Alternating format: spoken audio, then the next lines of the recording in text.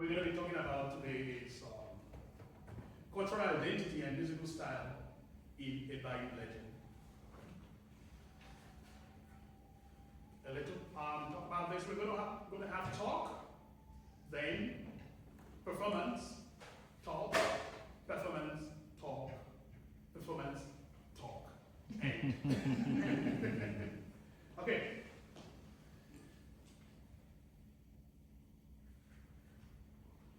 The main objective of my lecture recital is to demonstrate the intersection of cultural identity and musical style in a Bayou legend. In this lecture recital, I will show how a Bayou legend blends African American heritage with a diversity of other musical styles. I will also examine Steele's innovative and impressionistic compositional style and handling of motifs and leitmotifs.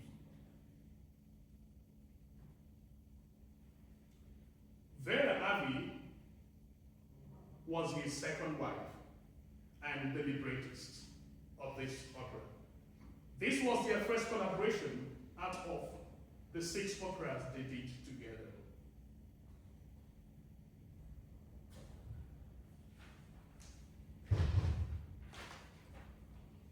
Although the opera was completed in 1941, it did not receive its world premiere until 1974 by Opera South in Jackson, Mississippi, when Steele was honored as a distinguished Mississippian by Governor William Low Waller.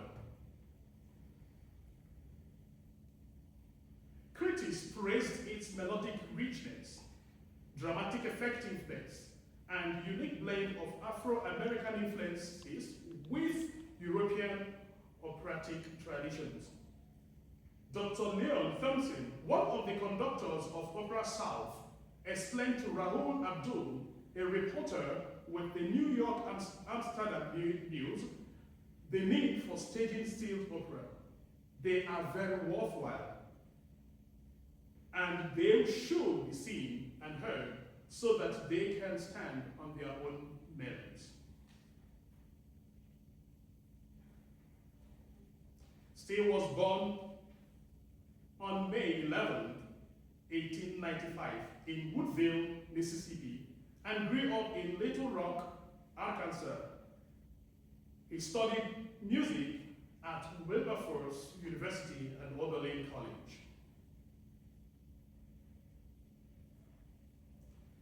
Steele pursued dual careers in commercial and concert music, working as an arranger and orchestrator for W.C. Handy, and as a composer and orchestrator again in Hollywood.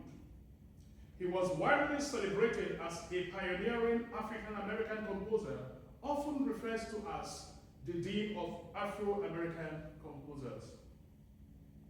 He wrote 8 operas. Most remain unperformed during his lifetime, except Troubled Island and a Bayou legend.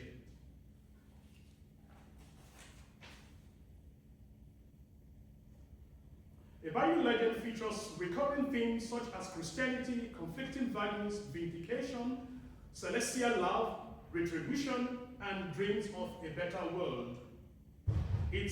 It is written for the perspective of Mississippi's Bayou region, specifically the Gulf Coast of Bayou Bernard near Biloxi.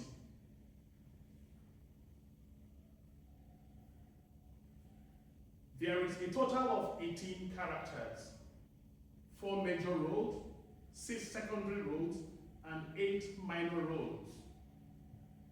Then there are children, villagers, church members, and guests at Clothilde's party.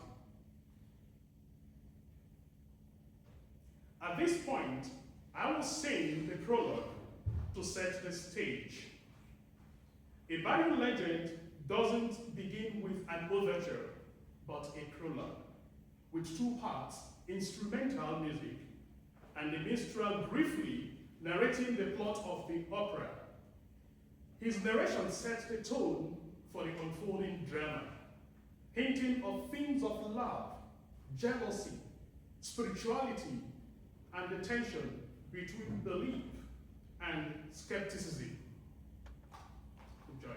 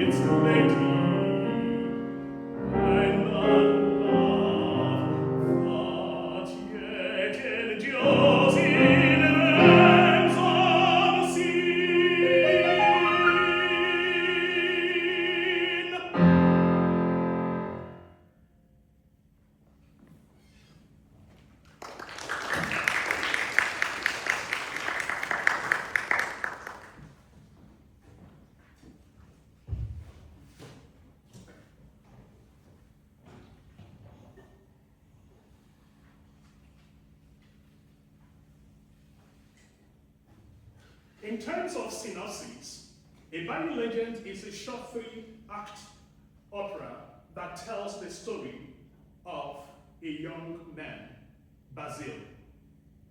Caught in a love triangle, Bazile is devoted to a beautiful spirit maiden named Aurore, who promises they will be reunited in the afterlife.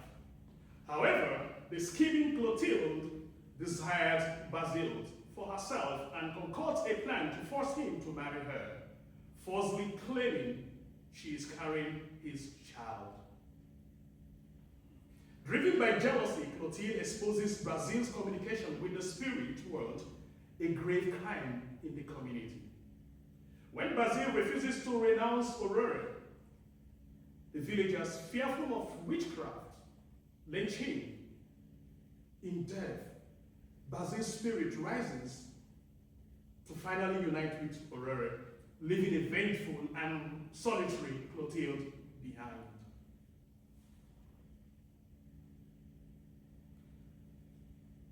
Still drew on blend of various traditions and influences, including romantic opera, very slow Afro-American musical influences, European classical techniques, folk, and regional dances and melodies and choral elements. There is also a strong line of spiritualism and mysticism. Before we dive deeper into the musical analysis, I would like to point out some of the motifs, leitmotifs, still deployed in this opera. There are about 10 significant and important motifs and leitmotifs used in the entire opera. For example, the motifs associated with the villagers, the church, the three blades, Leons, Aurore, Clothilde, and the four motifs used in the dance scene. I am going to focus on the one associated with Clothilde that I called manipulative leitmotif.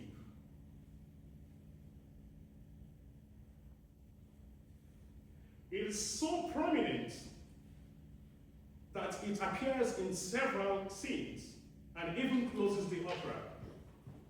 The melodic line is always on a minor scale. It marks her jealousy and manipulation, also reflecting her cunning and vengeful nature.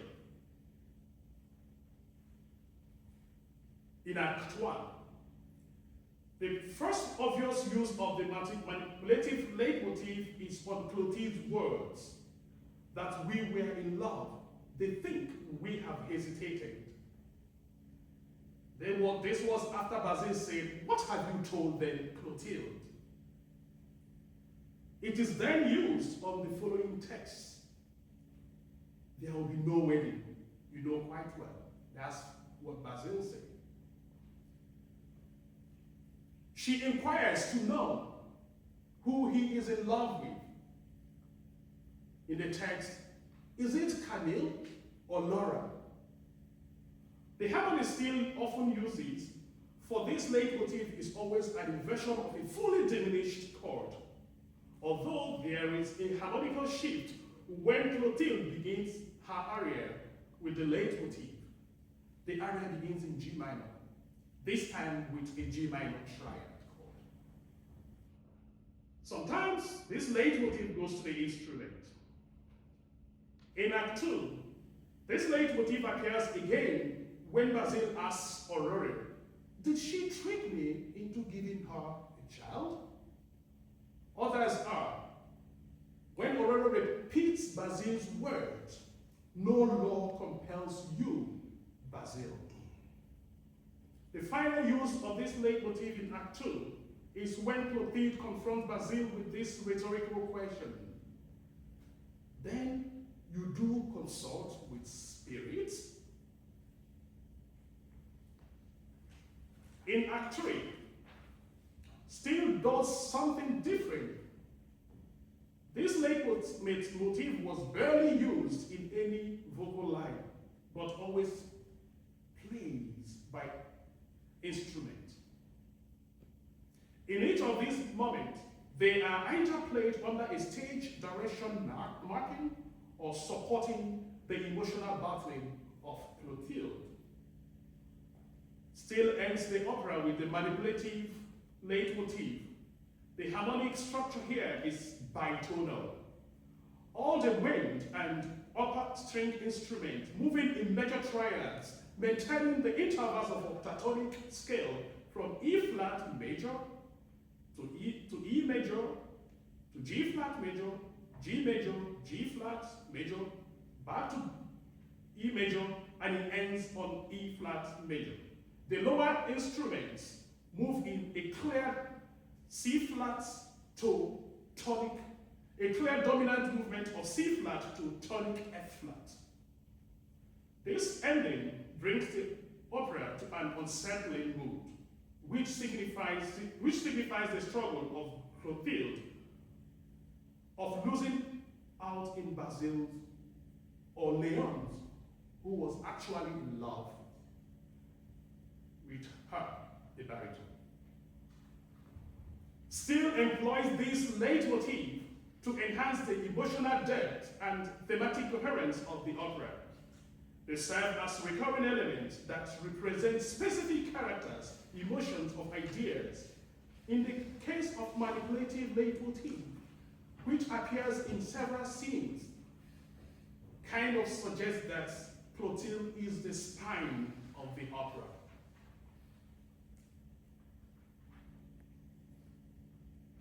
Now is the time to further analyze the opera by identifying some musical elements and cultural context in this opera. To analyze a substantial part of this opera, I selected mostly the scene I will be performing at this lecture recital.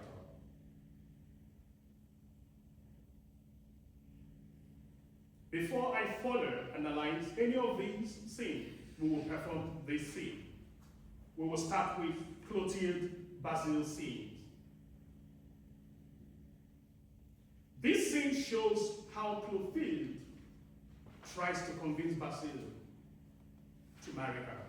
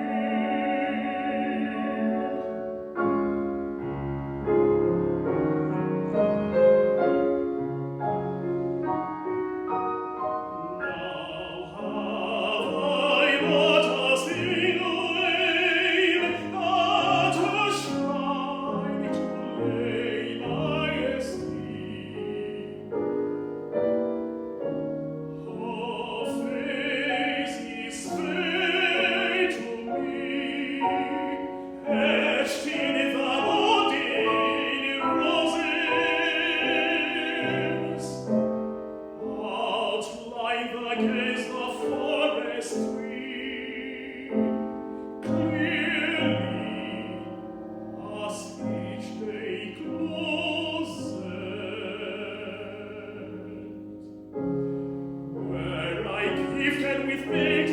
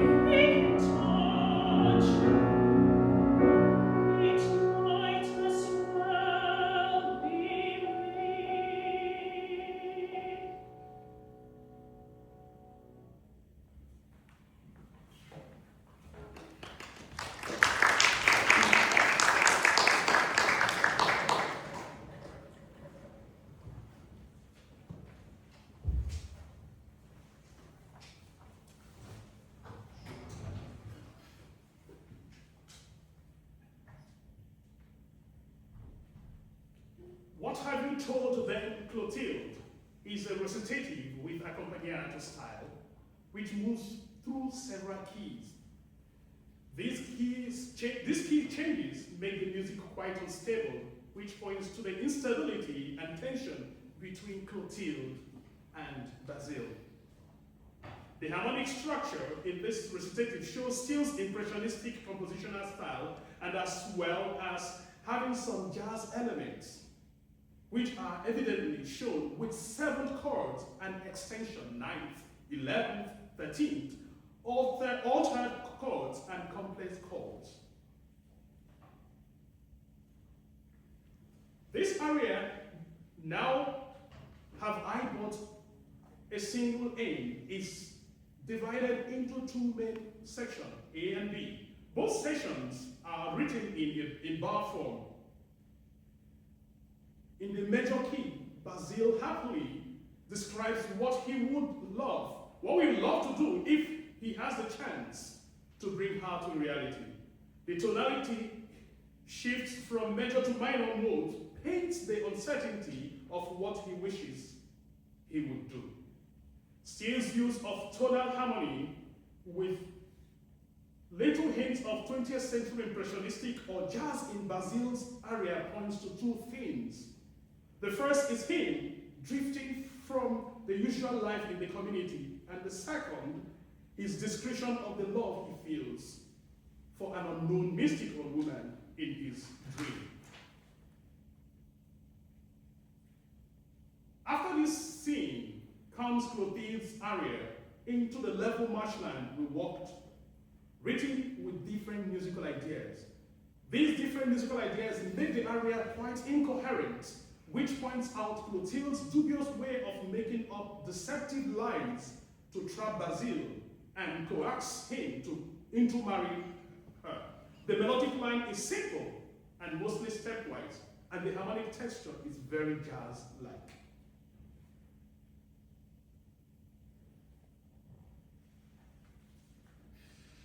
The next scene comes from Act 2. Aurore refreshes Bazile's memory by calling on him to read the pages from the Book of Years, revealing how they loved each other at the start of God's creation, before they were divided. He declares his love for her once again and wishes to kill himself to unite with her as a spirit.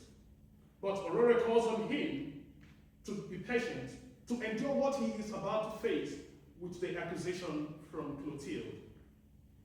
Then they unite and end with this love duet.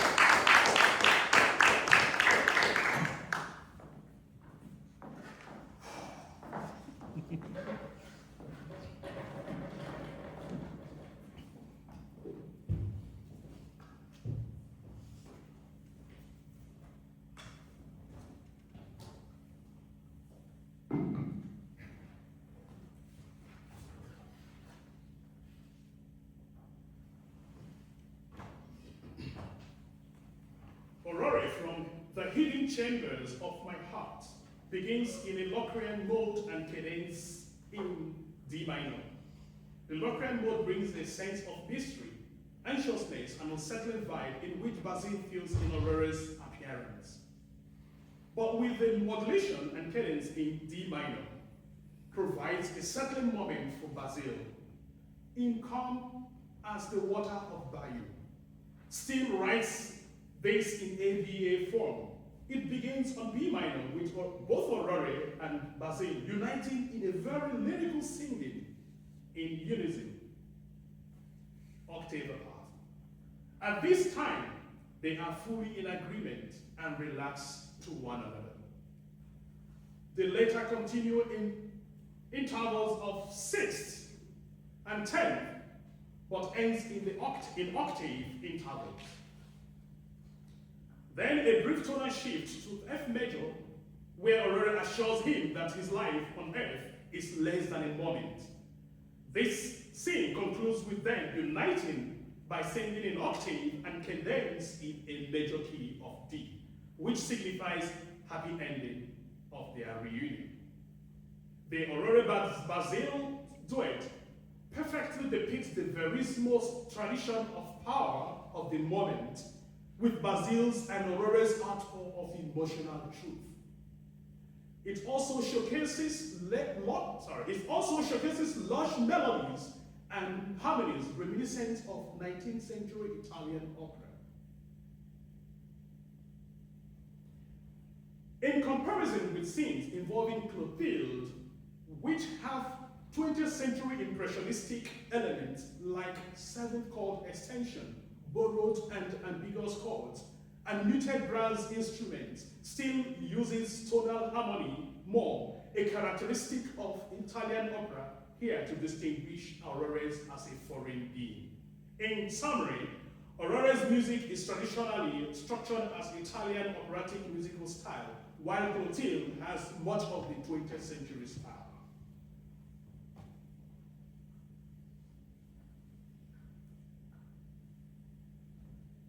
In this performance, Bazile happily confesses to the community that he consorts the spirit woman he loves, knowing it is a taboo to do so. He explains how she appears to him, and he tells them how lovely she is. At this point, he is ready for the consequence, death, because he knows through this he will unite with Aurore.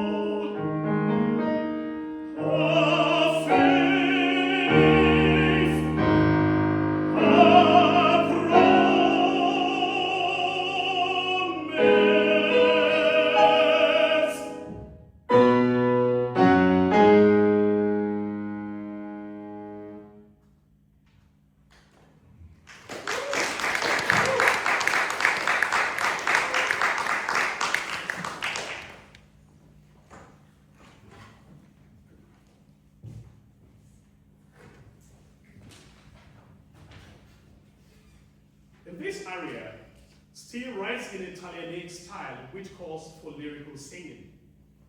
The verismo compositional style in this aria shows Bazile's being vulnerable in this moment of truth and reality. There is a sense of strong stability in this aria, showing that Bazile knows what he wants and sees the consequence of his truth as triumph.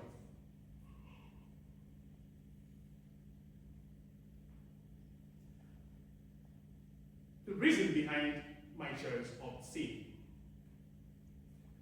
The first reason is the stability of my voice to the two tenor roles. The very first one I sang, the Minstrel, and the Bazile role.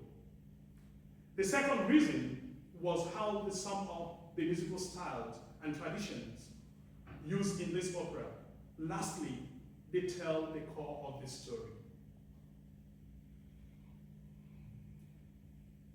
In conclusion, A Bayou Legend is a profound and innovative work that exemplifies the composer's dedication to celebrating African American culture and history while pushing the boundaries of classical music and opera. Still's ability to merge diverse musical traditions with deeply resonant themes of love, spirituality, resilience, and identity is evident throughout this opera. This opera has a remarkable synthesis of styles and traditions. Still's innovative use of jazz harmonies, folk-inspired melodies, and dances from the African American traditions of the Bayou region creates a unique and vibrant musical language. His incorporation of extended tertian chords, blue notes, syncopated rhythms, and polychords reflects his mastery of blending Afro-American musical elements with European classical techniques. The use of leitmotif is another testament to Still's compositional brilliance.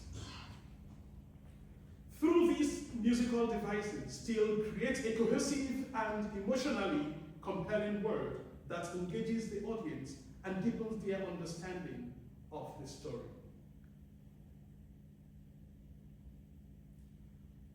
Ultimately, A Bayou Legend is a powerful and enduring work that deserves greater recognition and more frequent performances.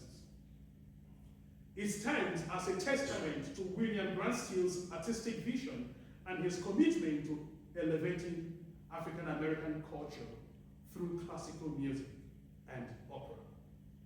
By continuing to study and perform this work, we honor Still's legacy and affirm the importance of diverse voices in shaping the future of the arts.